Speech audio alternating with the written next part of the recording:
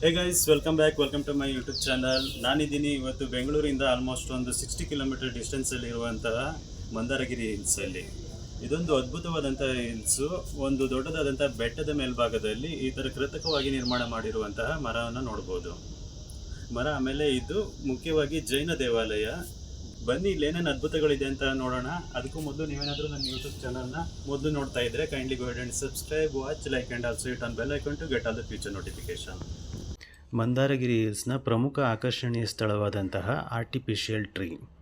ಇದು ಬೆಟ್ಟದ ಟಾಪ್ನಲ್ಲಿರುವಂತಹ ಪ್ರಮುಖವಾದಂತಹ ಪ್ಲೇಸು. ನೋಡೋದಕ್ಕೆ ಸಹಜವಾಗಿ ಕಾಣಿಸಿದ್ರು ಇದೊಂದು ಆರ್ಟಿಫಿಷಿಯಲ್ ಟ್ರೀ. ಇನ್ನು ದೇವಾಲಯದ ಆರ್ಟಿಫಿಷಿಯಲ್ ಟ್ರೀನ ಪಕ್ಕದಲ್ಲಿ ಇರುವಂತಹ ಪ್ರಮುಖವಾದಂತಹ ಜೈನ್ ದೇವಾಲಯಗಳು. ಆಲ್ಮೋಸ್ಟ್ ಒಂದು 3 ಚಿಕ್ಕ ಚಿಕ್ಕ ದೇವಾಲಯಗಳನ್ನು ನೋಡೋದಕ್ಕೆ ಸಾಧ್ಯ. ಇದು ಇನ್ನೊಂದು ಆಕರ್ಷಣೆ. ನೋಡೋದಕ್ಕೆ 3 ಟೆಂಪಲ್ಗಳು ಚಿಕ್ಕ ಚಿಕ್ಕದಾಗಿದ್ದರೂ ಅದ್ಭುತವಾಗಿದೆ. ಇನ್ನು ಮಂದಾರಗಿರಿ ಹಿಲ್ಸ್ನ ಕೆಳಭಾಗದಲ್ಲಿ ಬಂದರೆ ಚಂದ್ರನಾಥ ತೀರ್ಥಂಕರ ಅವರ ಸುಮಾರು 80ರಿಂದ 85 ಅಡಿಗಳಷ್ಟು ಎತ್ತರದಾದಂತಹ ಸ್ಟ್ಯಾಚ್ಯೂ ಕೂಡ ನೋಡಬಹುದು. ಇನ್ನೊಂದು ಪ್ರಮುಖ ಆಕರ್ಷಣೆ ಪಕ್ಕದಲ್ಲೇ ಇರುವಂತಹ ಪಿಕಾಕ್ ಟೆಂಪಲ್. ಇದು ಕೂಡ ಅದ್ಭುತವಾಗಿ ಪಿಕಾಕ್ನ ಫೆದರ್ನ ರೀತಿಯಲ್ಲಿ ನಿರ್ಮಾಣ ಮಾಡಿರುವಂತಹ ಟೆಂಪಲ್.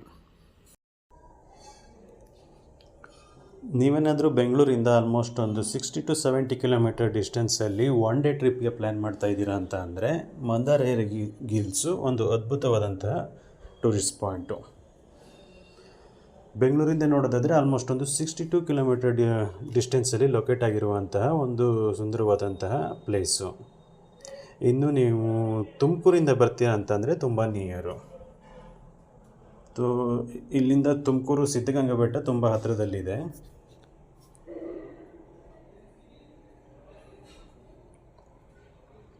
ಇದೊಂದು ದೊಡ್ಡದಾದಂತಹ ಬೆಟ್ಟ.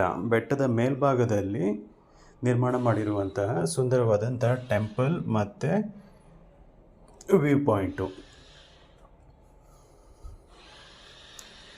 ಇನ್ನು ಈ ಬೆಟ್ಟದ ಬಗ್ಗೆ ಹೇಳೋದಾದರೆ ಇದೊಂದು ಪ್ರಮುಖವಾದಂತಹ ಜೈನರಿಗೆ ಸಂಬಂಧಪಟ್ಟಂತಹ ಟೆಂಪಲ್. ಇದು ಜೈನ್ ಧರ್ಮದವರಿಂದ ನಿರ್ಮಾಣ ಮಾಡಲ್ಪಟ್ಟಂಥದ್ದು.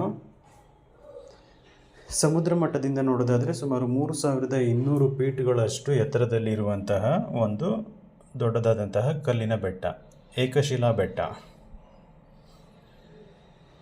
ಜೈನ್ ಧರ್ಮದವರಾದಂತಹ ತೀರ್ಥಂಕರರುಗಳನ್ನು ಇಲ್ಲಿ ತುಂಬ ಚೆನ್ನಾಗಿ ಪ್ರತಿಷ್ಠಾಪನೆ ಮಾಡಿದ್ದಾರೆ.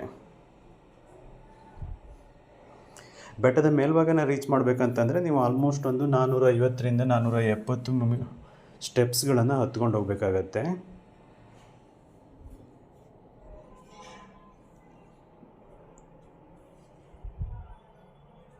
ತುಂಬಾ ಆಕರ್ಷಣೀಯವಾಗಿದೆ. ಈ ಬೆಟ್ಟನ ಹತ್ಕೊಂಡು ಹೋಗೋದೇ ಒಂದು ಸುಂದರವಾದಂಥ ಎಕ್ಸ್ಪೀರಿಯೆನ್ಸು. ನವಡೇಸು ಇನ್ಸ್ಟಾಗ್ರಾಮು, ಯೂಟ್ಯೂಬ್ಗಳಿಂದ ಇದು ತುಂಬಾ ಪಾಪ್ಯುಲರ್ ಆಗ್ತಾಯಿದೆ. ಬೇರೆ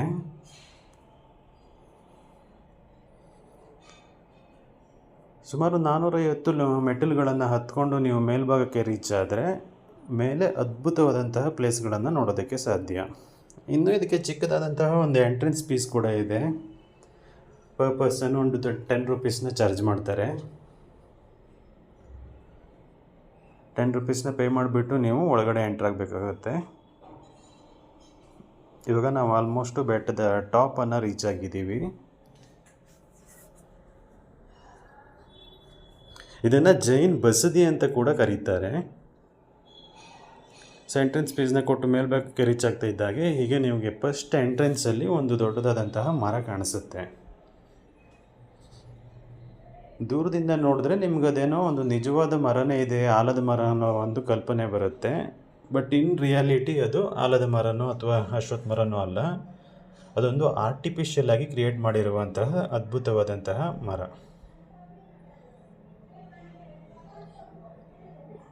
ಇನ್ನು ಎಲ್ಲ ದೇವಾಲಯಗಳ ಮುಂಭಾಗದಲ್ಲಿರುವಂತೆ ಇಲ್ಲೂ ಕೂಡ ಸ್ತೂಪಗಳನ್ನು ನಿಲ್ಲಿಸಿದ್ದಾರೆ. ದೊಡ್ಡದಾದಂತಹ 4 ಕಂಬಗಳನ್ನು ಕೂಡ ನೋಡೋಕ್ಕೆ ಸಾಧ್ಯ. ಇದು ಆರ್ಟಿಫಿಷಿಯಲ್ ಟ್ರೀ, ಕೃತಕವಾಗಿ ನಿರ್ಮಾಣ ಮಾಡಿರುವಂತಹ ಮರ ಇದು. ಸೊ ನೀವು ನೋಡಿದ್ರೆ ಸಡನ್ನಾಗಿ ಇದೊಂದು ನಿಜವಾದ ಮರ ಮೇಲ್ಭಾಗದಲ್ಲಿ ಲೊಕೇಟ್ ಆಗಿದೆ ಅಂತಲೇ ಅನಿಸುತ್ತೆ. ಬಟ್ ಇದು ನಿಜವಾದಂತಹ ಮರ ಅಲ್ಲ. ಅಲ್ಲಿ ಜೈನ ಧರ್ಮದವರು ಧ್ಯಾನ ಮಾಡೋದಕ್ಕೆ ಕುಂತಿರೋ ಹಾಗೆ ನಿಮಗೊಂದು ಕಲ್ಪನೆಯನ್ನು ಮೂಡಿಸಿದ್ದಾರೆ. ಇನ್ನು ಸುತ್ತಲೂ ಈಗ ಚಿಕ್ಕ ಚಿಕ್ಕದಾದಂತಹ ವಿಗ್ರಹಗಳನ್ನು ರಚನೆಗಳನ್ನು ಕೂಡ ನೋಡೋದಕ್ಕೆ ಸಾಧ್ಯ. ಅಲ್ಲಿ ಮುಂಭಾಗದಲ್ಲಿ ಕಾಣಿಸ್ತಾ ಇರೋ ಯಾರು ನಿಜವಾದ ಮನುಷ್ಯರಲ್ಲ, ಎಲ್ಲ ಆರ್ಟಿಫಿಷಿಯಲ್. ಅದು ಈ ಥರ ದೊಡ್ಡ ದೊಡ್ಡದಾದ ಕಂಬಗಳು ಅಥವಾ ಸ್ತೂಪಗಳನ್ನು ನೋಡ್ಬೋದು. ಅದರ ಮೇಲೆ ಸುಂದರವಾದ ಕೆತ್ತನೆಗಳನ್ನು ಕೂಡ ಮಾಡಿದ್ದಾರೆ. ಇನ್ನು ಇದು ಫೇಮಸ್ಸು ವ್ಯೂ ಪಾಯಿಂಟ್ಗೆ.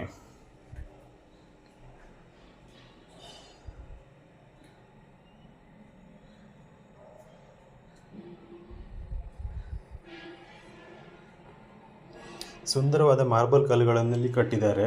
ಅದಕ್ಕೆ ತುಂಬ ಜನ ಇಲ್ಲಿ ಎಸ್ಪೆಷಲಿ ವೀಕೆಂಡಲ್ಲಿ ವಿಸಿಟ್ ಮಾಡ್ತಾರೆ.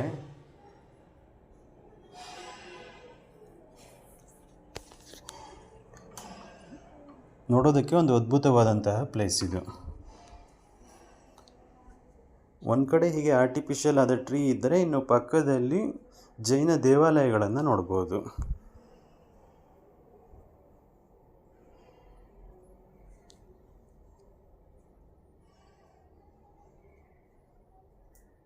ಇದು ಪ್ರಮುಖ ಆಕರ್ಷಣೆಯಾದಂತಹ ಆರ್ಟಿಫಿಷಿಯಲ್ ಟ್ರೀ. ಇದನ್ನು ದಾಟಿಕೊಂಡು ನೀವು ಲೆಫ್ಟ್ ಸೈಡ್ಗೆ ಹೋಗ್ತೀರ ಅಂತ ಅಂದರೆ ಅಲ್ಲಿ ಅನೇಕ ಚಿಕ್ಕ ಚಿಕ್ಕದಾದಂತಹ ಜೈನ ದೇವಾಲಯಗಳನ್ನು ಕೂಡ ನೋಡೋದಕ್ಕೆ ಸಾಧ್ಯ.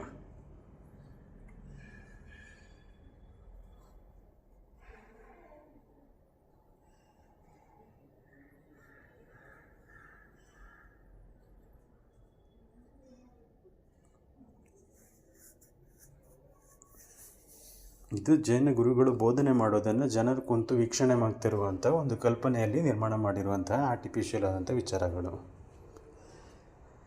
ಇದನ್ನು ದಾಟ್ಕೊಂಡು ಹಾಗೆ ಮುಂದೆ ಹೋಗ್ತೀರಾ ಅಂತಂದರೆ ಅಲ್ಲಿ ಜೈನ ದೇವಾಲಯಗಳು ಒಂದು 3ರಿಂದ 4 ಚಿಕ್ಕ ಚಿಕ್ಕದಾದಂತಹ ದೇವಾಲಯಗಳನ್ನು ನೋಡೋದಕ್ಕೆ ಸಾಧ್ಯ. ಇಲ್ಲಿ ಎಲ್ಲ ಧರ್ಮದವರಿಗೂ ಪ್ರವೇಶ ಇದ್ದು ಯಾವುದೇ ರೀತಿಯಾದ ಧರ್ಮದ ರಿಲೇಟೆಡ್ ರಿಸ್ಟ್ರಿಕ್ಷನ್ ಏನೂ ಇಲ್ಲ. ಸೊ ಯಾರು ಬೇಕಾದರೂ ಇಲ್ಲಿ ಬಂದು ಒಳಗಡೆ ವೀಕ್ಷಣೆ ಮಾಡ್ಬೋದು. ಇನ್ನು ಜೈನ ತೀರ್ಥಂಕರಗಳಿಗೆ ಸಂಬಂಧಪಟ್ಟಂತಹ ಹಲವಾರು ವಿಚಾರಗಳನ್ನು ಈ ಪುಟ್ಟ ಪುಟ್ಟ ದೇವಾಲಯಗಳ ಒಳಭಾಗದಲ್ಲಿ ನೋಡ್ಬೋದು.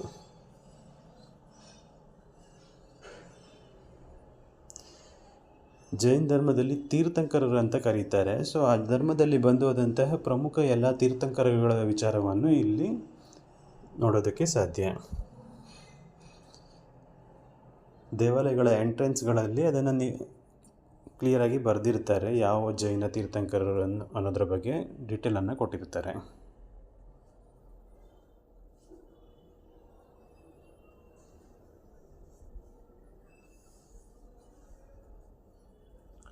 ಕಂಪ್ಲೀಟಾಗಿ ಎಲ್ಲನೂ ಕಲ್ಲಿನಿಂದಲೇ ರಚನೆ ಮಾಡಿರುವಂಥ ಪ್ಲೇಸ್ ಇದು.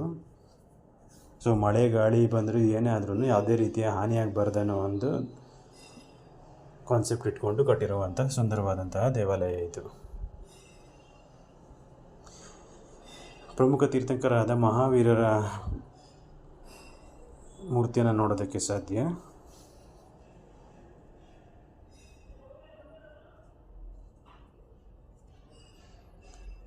ನಮ್ಮಲ್ಲಿ ಮುಖ್ಯವಾಗಿ ಹಿಂದೂ ಧರ್ಮದಲ್ಲಿ ಕಂಪೇರ್ ಮಾಡಿದ್ರೆ ಮೂರ್ತಿ ಪೂಜೆನ ಮಾಡ್ತೀವಿ, ಬಟ್ ಇಲ್ಲಿ ತೀರ್ಥಂಕರರ ಪೂಜೆಗಳನ್ನು ಮಾಡೋದು ಕಾಮನ್ ಆಗಿದೆ.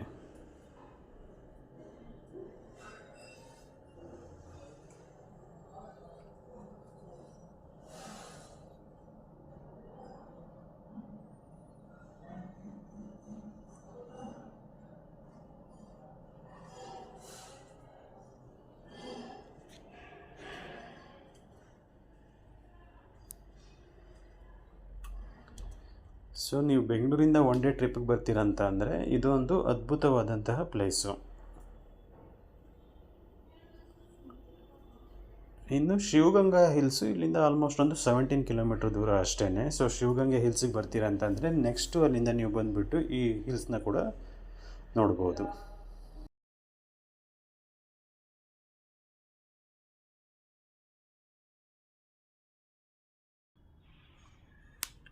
ಇನ್ನು ಮಂದಾರಗಿರಿ ಬೆಟ್ಟವನ್ನು ಇಳಿದ್ರೆ ಕೆಳಭಾಗದಲ್ಲಿ ಇನ್ನೊಂದು ಚಿಕ್ಕದಾದಂತಹ 2 ಆಕರ್ಷಣೀಯ ಸ್ಥಳಗಳನ್ನು ನೋಡೋದಕ್ಕೆ ಸಾಧ್ಯ.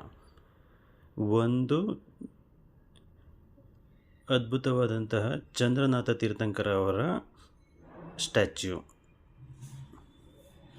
ಜೈನರು ದಿಗಂಬರರು ಬಟ್ಟೆಯನ್ನು ಹಾಕ್ತಾ ಇರಲಿಲ್ಲ ತೀರ್ಥಂಕರರು. ಸೊ ಅದಕ್ಕಾಗಿ ಇಲ್ಲೊಂದು ಸೇಮ್ ಧರ್ಮಸ್ಥಳದ ಬಾಹುಬಲಿಯನ್ನು ನೋಡೋ ರೀತಿಯಲ್ಲೇ ಇರುವಂತಹ ಸುಂದರವಾದಂತಹ ಇನ್ನೊಂದು ಸ್ಟ್ಯಾಚ್ಯೂ ಇದು ಚಂದ್ರನಾಥ ತೀರ್ಥಂಕರ್ ಅವರ ಸ್ಟ್ಯಾಚ್ಯೂ. ಎತ್ತರವನ್ನು ನೋಡೋದಾದರೆ ಆಲ್ಮೋಸ್ಟ್ ಒಂದು 80 to 85 ಫೀಟ್ ಅಷ್ಟು ಎತ್ತರವಾಗಿರುವಂತಹ ಜೈನ ಪ್ರಮುಖ ತೀರ್ಥಂಕರರಾದಂತಹ ಚಂದ್ರನಾಥ ತೀರ್ಥಂಕರ್ ಅವರ ಸ್ಟ್ಯಾಚ್ಯೂ ಇದು.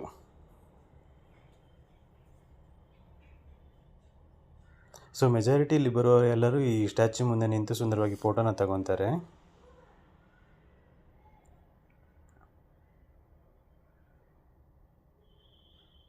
ತುಂಬಾ ಚೆನ್ನಾಗಿ ನಿರ್ಮಾಣ ಮಾಡಿದ್ದಾರೆ.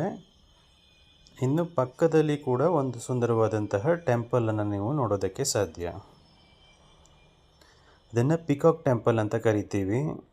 ಸೊ ಯಾವ ರೀತಿ ನವಿಲಿನ ಗರಿಗಳನ್ನು ಬಿಚ್ಚಿದಾಗ ಸುಂದರವಾಗಿ ಕಾಣಿಸುತ್ತೋ ಅದೇ ರೀತಿಯಲ್ಲಿ ನವಿಲಿನ ಗರಿಗಳ ಥರನೇ ಇದನ್ನು ನಿರ್ಮಾಣ ಮಾಡಿದ್ದಾರೆ. ಪಿಕಾಕ್ ಟೆಂಪಲ್, ಪಿಕಾಕ್ನ ಪೆದರ್ ಥರ ಕಾಣಿಸೋದಕ್ಕೆ ಇದನ್ನು ಪಿಕಾಕ್ ಟೆಂಪಲ್ ಅಂತ ಕರೀತಾರೆ. ಇದರ ಒಳಗಡೆ ಕೂಡ ಜೈನ ತೀರ್ಥಂಕರರಿಗೆ ಸೇರಿದಂತಹ ಸುಂದರವಾದ ಮೂರ್ತಿಗಳನ್ನು ನೋಡೋದಕ್ಕೆ ಸಾಧ್ಯ.